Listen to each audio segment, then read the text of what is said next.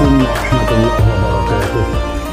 Alhamdulillah nahmaduhu wa nasta'inuhu wa nu'minu bihi wa natawakkalu alaihi wa nastaghfiru wa natubu ilaihi wa na'udzu billahi min shururi anfusina wa min sayyiati a'malina. Man yahdihillahu fala mudilla lahu wa man yudlil fala hadiya lahu.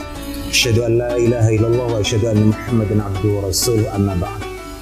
Yang saya hormati pendengar, hadirin hadirat rahimakumullah.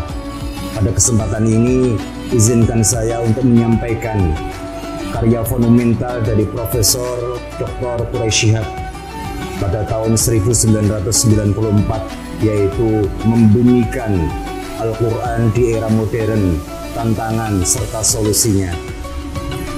Hadirin hadirat rahimakumullah, pertama kali sebagai landasan kita beragama Islam adalah Al-Quran. Al-Quran diturunkan pada bulan Ramadan dengan ayat surat Al-Baqarah 184 yang berbunyi A'udzubillahi minasyaitonirrajim. Bismillahirrahmanirrahim. Syahrul Ramadan alladzi unzila fihi al-Quran hudan lin-nasi wa bayyinatin minal huda wal furqan. Yang artinya bahwasanya Al-Quran diturunkan di muka bumi, yang pertama sebagai hudan atau petunjuk, yang kedua sebagai bayyinah, sebagai penjelas, yang ketiga adalah sebagai al-furqan, pembeda antara yang baik dan buruk. Hadirin hadirin rahimakumullah, fenomena sekarang di era zaman modern perlu kita lakukan evaluasi diri kita. Berapa persen dari diri kita yang bisa membaca Al-Quran? Berapa persen dari diri kita semua, dari lingkungan kita semua, yang bisa membaca Al-Quran dengan baik dan benar? Berapa persen yang bisa membaca Al-Quran dengan baik dan benar dan faham artinya?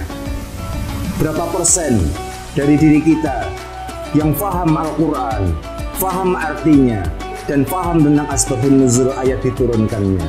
Maka dari itu akan terlihat bahwasanya siapa yang faham betul Al-Quran.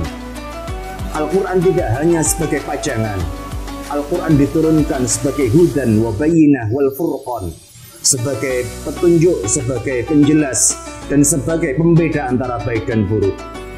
Hadirin hadirin rahimakumullah, bahwasanya Al-Quran diturunkan revisi dari kitab-kitab yang terdahulu. Yang pertama diturunkan kepada Nabi Ibrahim, juga diturunkan pada bulan Ramadan, pada hari pertama Ramadan, bernama Suhufnya Ibrahim. Yang kedua diturunkan kepada Nabi Musa dengan Taurahnya, dan dilanjutkan dengan diturunkannya Injil kepada Nabi Isa. Dan semua kitab-kitab terdahulu dinasakh oleh Al-Quran sebagai petunjuk di akhir zaman.